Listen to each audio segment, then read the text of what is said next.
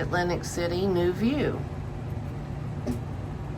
So good morning, Will. Good morning. How's everyone out there in the wandering land? Leave a comment, let me know.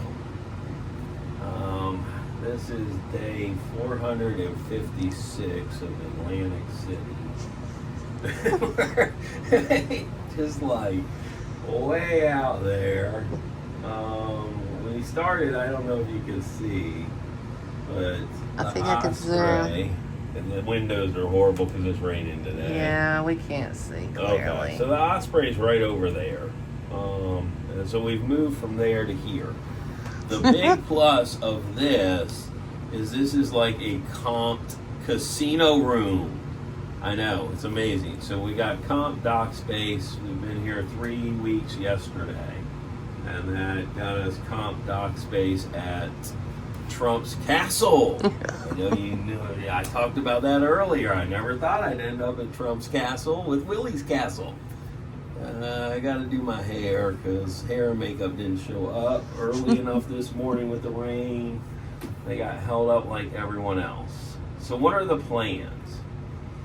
Well, the plan is Thursday. Jacob, right? Yes. Jacob will be here, and they're going to pump out the 800 gallons. And then we're going to open the manhole access, which is like you can lean in there. If you had somebody small enough, you could stick them in there. That's where kids come in great. But there's no kids. We're going to climb in there. We're going to manually clean out that tank. Then we're going to run the fuel through 2-micron filtering to get it back in the boat. And then the 800 gallons will be fabulous. And that is called fuel polishing, I learned this week. That is not. Okay. That is not. Fuel polishing is different. That's where they suck the fuel out and they return it. Okay? Now the problem with that... Well, that's what we're doing. No. The problem with that is that only pulls up around the pickup. Okay? And our whole tank is really dirty. So we're taking a 3x3 access plate off the back of that tank. We're getting shop vacs in there and scrub brushes. Which is not included with fuel polishing. Oh, 100%. Most Okay. tanks you can't even do that because you've got a little access like this, which is normally just an access on the top of the tank, and that's it. That's all you have is that hole. In fact, in the 42 Chevy, same issue. There's no real access to that tank, and that tank has rust on the inside. So if we could clean it all out, there's no leaks, we could reuse it. We clean it and coat it. And the problem is there's no access. I mean, you're going to have spots that aren't coated unless you fully submerge it in a vat. Does that make sense? Yeah. Okay. So, back to the boat. Back to boat. We got a little tangent there, but I like tangents.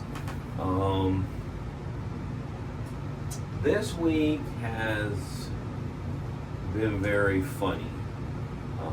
I would never attempt this, and I would never have attempted to leave up there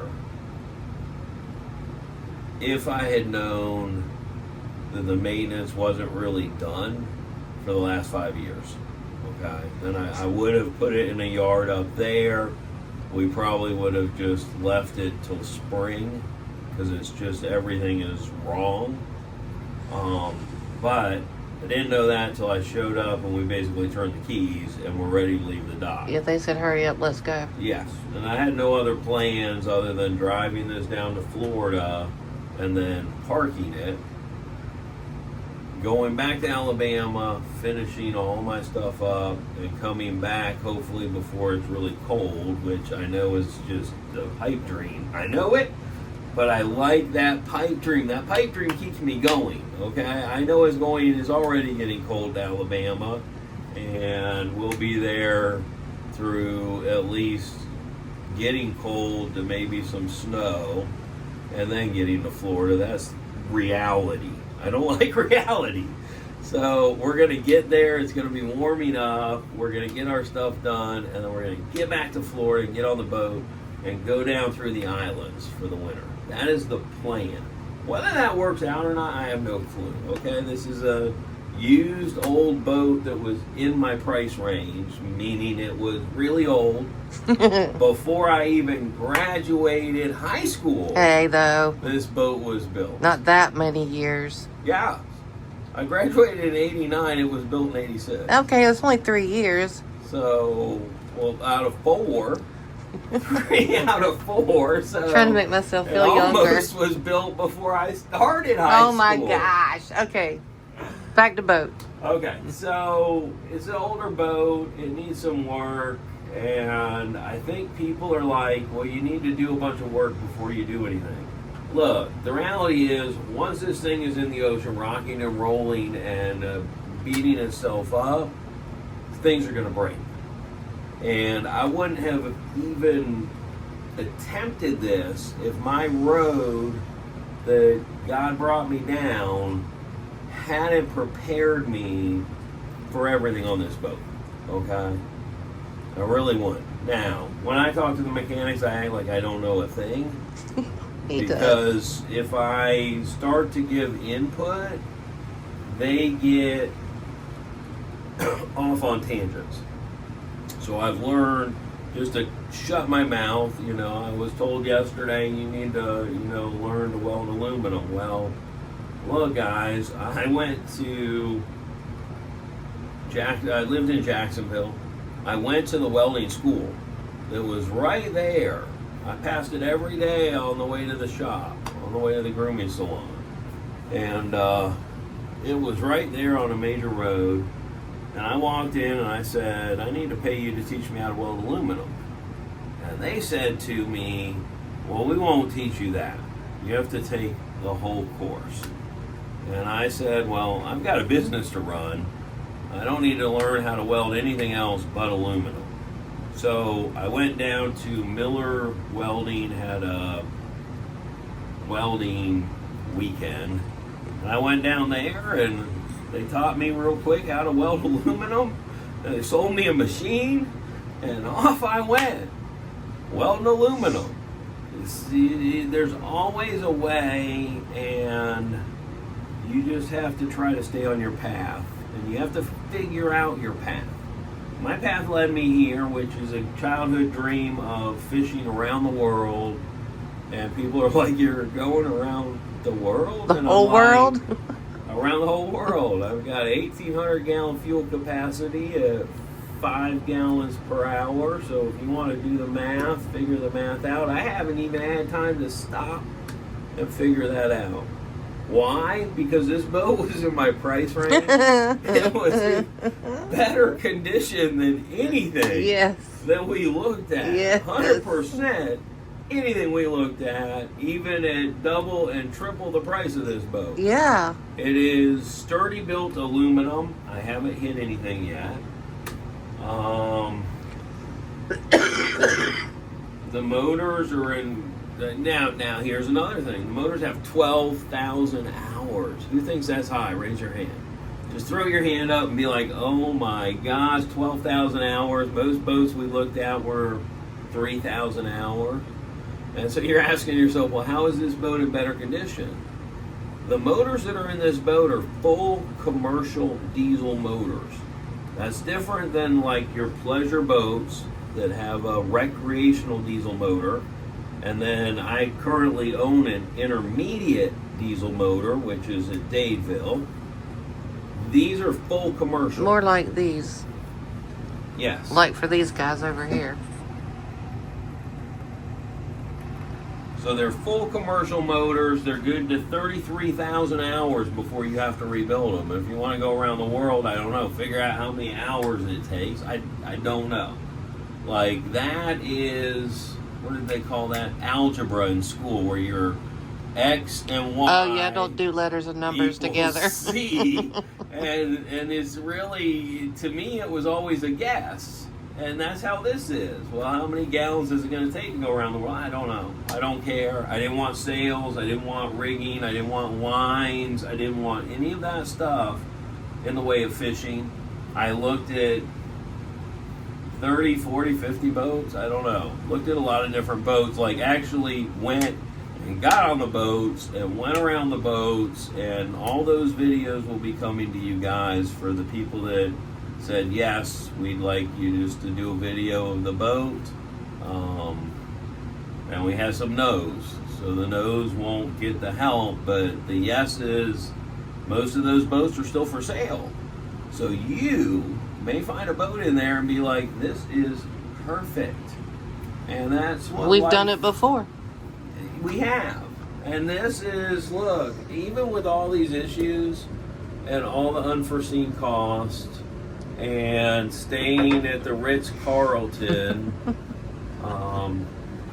which is probably even low now. I don't know. I've never stayed at a Ritz in a long time, but $300 a night, is that Ritz-Carlton pricing right now? Leave a comment.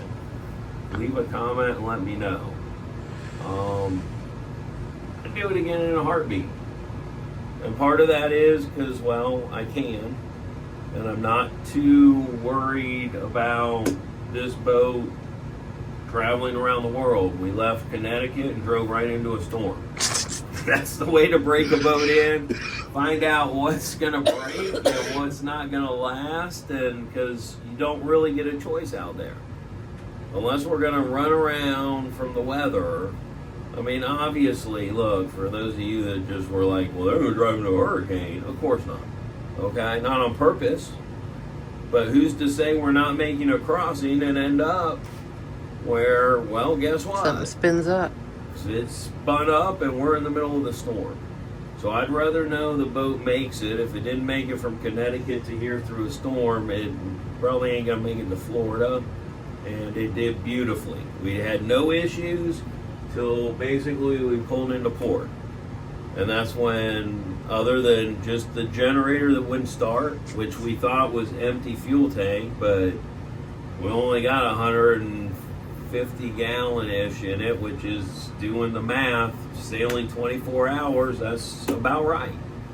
So that's about, if we sail solidly for 24 hours, that's kind of what we're going to burn. In reality, it did, except for the generator. But the generators are supposed to use just minimal fuel, and I have plans to put solar on here. So I don't want the noise of the generators. I may even take one generator out and not have any redundancy, but put a whole solar inverter system on the other side. Because we'll need the battery space, and it has to stay warmish, warmer than the outside batteries, which that was one of the things Jacob didn't like, because they are on the back deck. But the problem is those batteries are about 300 pounds a piece. So just getting them off the boat when they do go bad, It's going to be an issue. it's a huge plus having them there. And we don't plan technically on being in temperatures that are bad for batteries. We're trying to avoid this. We are not here on purpose. We are 3 weeks behind schedule, and I knew winter was coming, and that's one of the reasons I made the offer. We flew up there, and we took the boat straight on out of there, because I knew pretty soon snow is in this area, and I definitely do not want to be here when it starts snowing. And we did not fly. We drove a big giant Wagoneer full of belongings with us. Oh, and packed to the roof, ready to go. Ready for the adventure. Tools. I Yep. brought my own tools. I've used them on some of the projects, but some of this stuff too, I want you to understand, is really, think about your life, okay? You've been trained where you go to high school, you go to college. I did not like college. I did a year, and then I was done, and I was into life. Because really, the way I've lived my life is going to college. I'm paying these mechanics to come on here because I've not done it before. I watch them, I learn how to do it correctly, and then I can do it the next time without worry that I'm messing something up. That's really what I'm paying for. The guy came yesterday, he's like, I know you're hearing this noise that you thought was a tick in this motor. He said, I think it's really just the harmonics of the hull. on that side. And that very well could be, because that's where all the electrical comes in. There's big transformers down there, and I don't know, isolators and combiners. I mean, there's just all that whole side of the boat is nothing but a lot of electrical, which is in, because I used to make the cases, sheet metal cases, which rattle when you start to shake them. So I totally agree with him that whole side of the boat could just sound like a tick because of the sheet metal and the stuff over there.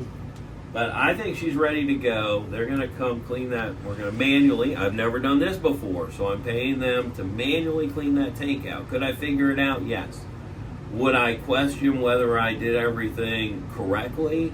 Yes. Even if I used YouTube? Yes. I even question when mechanics work on stuff because, well, go back and watch those videos. Go back and watch those videos. Yes. So if somebody's coming to do something you don't know how to do, I would recommend you watch some videos. That way you're educated somewhat. You can then be like, well, why are you doing that? Because I don't understand why you're doing that. And you need to understand in order to learn. I hate that people think you can just be like 2 plus 2 is 4. Well, somebody had to tell you 2 plus 2 is 4. And somebody had to make that up. And then they had to figure out how to say 2 plus 2 is 4. That's how the world started. Think about it. Pretty simple. Pretty simple. So this is pretty simple. We're just moving this boat from here, Atlantic City, to Florida. Pretty simple. And we definitely, I mean, we don't particularly want to take this boat down the intercoastal because it's 5.5 foot of draft, which is a lot of draft for going down the intercoastal where a lot of smaller boats go down. And a lot of pocket cruisers that, you know, have nice sculpted, like pocket drives. That's what they call those things. And then you pull the props up. That would be nice. That would probably add some speed. But since the bottom of the hull is the fuel tank, we would lose some fuel, water, something. We're going to lose some space somewhere. Yeah. We'll just stay with the current design. And we won't improve on that yet. Yet. Yet. We were watching fellow YouTubers last night, and his life is a project, and he loves it that way, and is, you know, just is what it is. So. Yeah. So owning a boat is like owning a house. It's one project after another if you're going to keep up with it. And these windows, I just noticed they're solar tempered glass. So they're actually worth, probably if we can, just keeping them, reseating them, and reseating them. Yeah, because they're about the best we can get. There's not much more that's going to be better than what's currently there. Gladding and Hearn did a great job using great products. And this boat right now would only cost you $7.5 million. So it would be a bargain to anyone sitting around with an extra $7 million. At least 14 million, I guess. I don't know. Well, less than that. But yes, this boat they could rebuild, which is a Ray Hunt 60 for you, currently for $7.4 million. There you go. And you wouldn't have to work on it at all.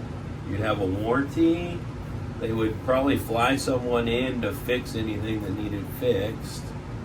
And you'd have a test drive. None of that did I get. Not even close. No survey. You gotta take the wheel. I'm off the boat. No survey, no test drive. We'll start the motors for you. We'll start the generators for you, which when we went to pick it up, they didn't start. I mean, the one did start. Actually, the one that wasn't starting before started, and the one that was starting wouldn't start, and that should have been a sign.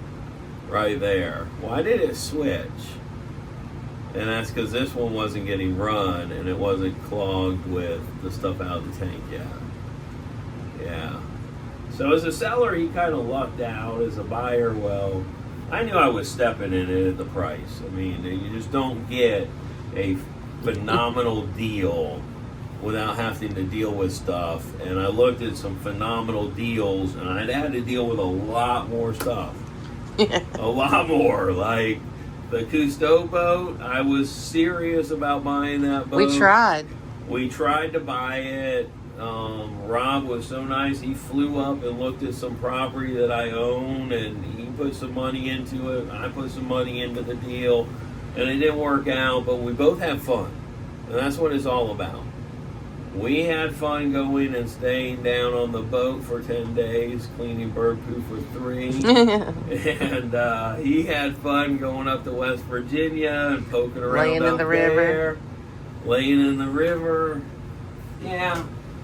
So it was fun. It was a good fun time by everyone. But yes, I knew there'd be some work. I mean, you don't buy anything used that everything's perfect. You never do. Yeah, but they've been gross things. Well, they have been gross things, yeah. But no, I mean, as far as I can tell, no major issues with the running gear. So we're just going to have to change probably the rear cutlass bearings and maybe take a ding out of a prop.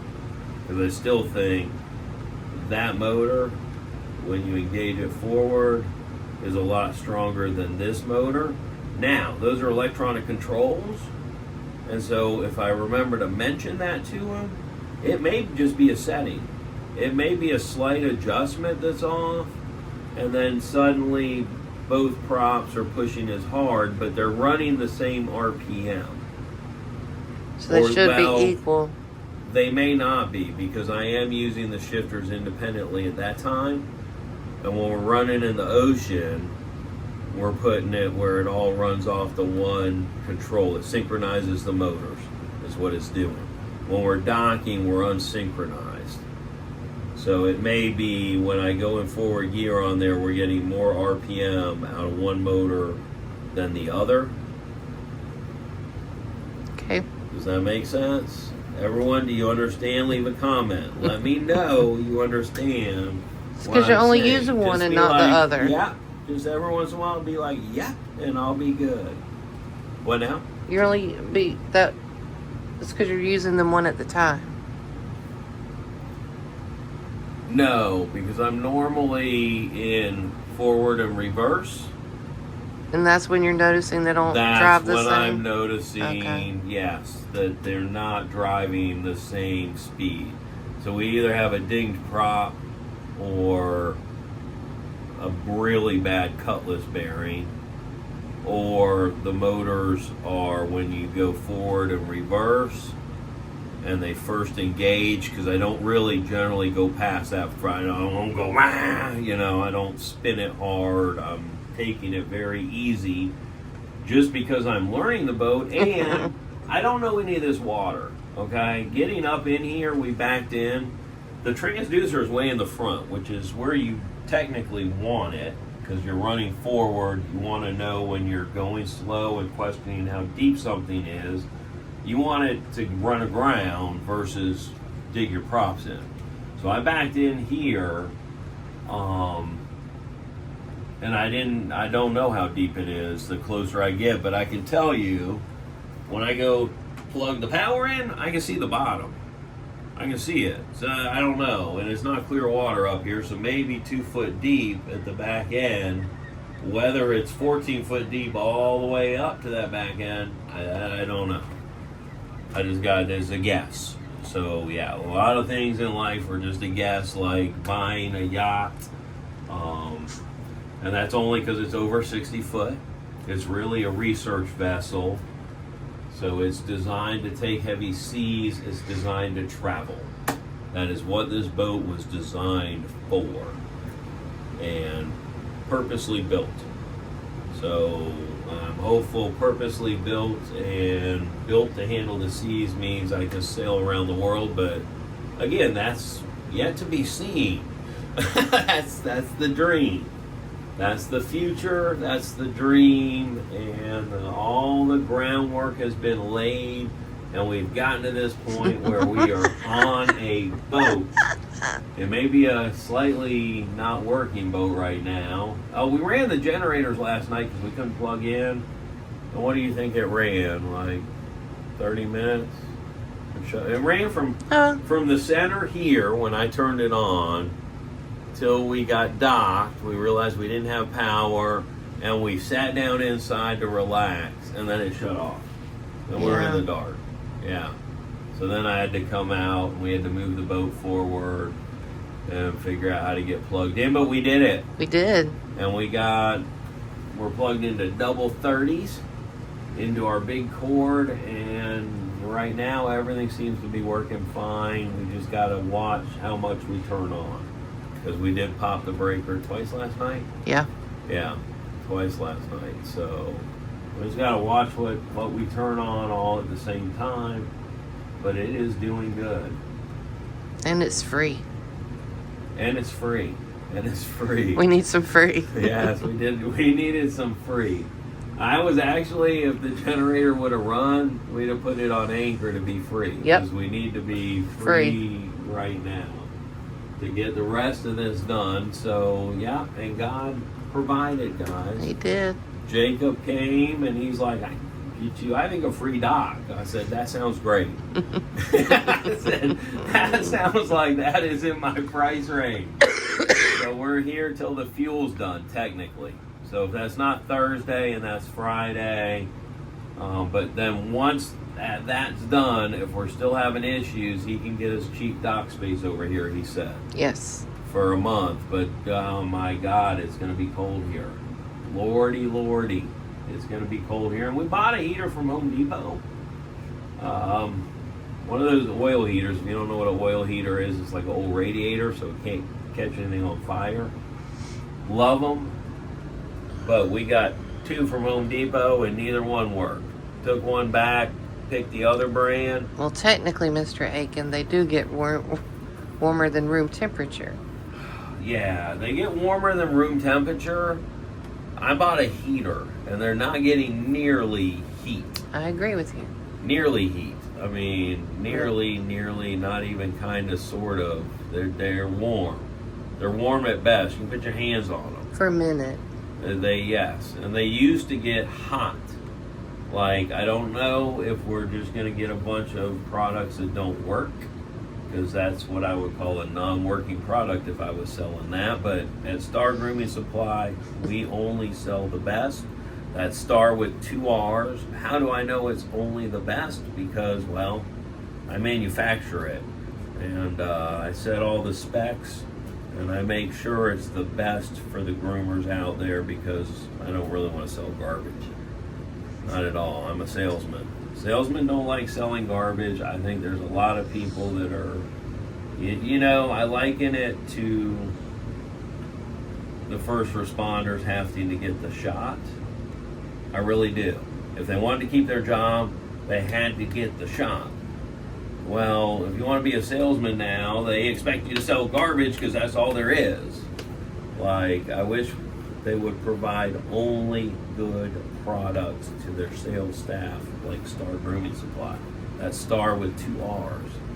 And that's my pitch for the day, because, well, I need to sell you guys some shears, some combs, to just probably pay to get this thing back to Florida.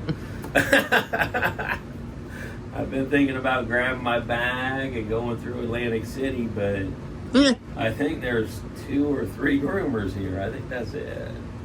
And it cost me a whole rental car to go out there, and today would be a good day. Yeah, but this is like any other touristy town. There's not a lot of... How much do you think it would take to Uber? Like, get an Uber? All day long? Yeah, I'm going to look at that.